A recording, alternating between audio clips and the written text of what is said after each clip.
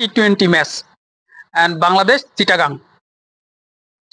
আপনারা একটা জিনিস জানবেন যে বাংলাদেশ এখন একটা মধুর সমস্যার ভিতর দিয়ে যাচ্ছে, কারণ লিটন দাস ইনজুরি থেকে ফিরে আসছে, ঠিক আছে।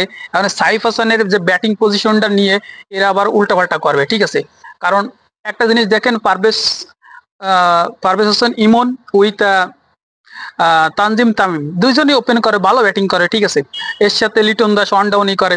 লাস্ট সিরিজে লিটন দাস ছিল না ইনজুরির কারণে, কিন্তু তার সাথে জাকির আলী ক্যাপ্টেন করে আফগানিস্তানের হোয়াইট ওয়াশ করেছে। আবার এই ওয়েস্ট ইন্ডিজে লিটন দাস তাকে হোম গ্রাউন্ডে হোয়াইট ওয়াশ করে নিয়ে আসছিল, সে পারফর্ম ভালো করেনি, কিন্তু সেই সাথে হোয়াইট ওয়াশ করে নিয়ে আসছিল, ঠিক আছে। এখন মূলত সাইফ হাসানের ব্যাটিংটা কোন জায়গায় করবে? এখন সাইফ হাসানকে নিয়ে এই যে নাড়াবাসা করে মিরপুরে ব্যাটিং করে, ভাই আমার তো ভয় লাগে যে ফর্মটা না খাই ফেলা। এই ছেলেটারে নিয়ে এরা কি শুরু করেছে বা কি করবে আই ডোন্ট নো। ম্যানেজমেন্টের একটু কেয়ারফুল করে বাংলাদেশের ক্রিকেটারে বাঁচানোর জন্য, ঠিক আছে, আপনারা সুন্দর ডিসিশন নেবেন, ঠিক আছে।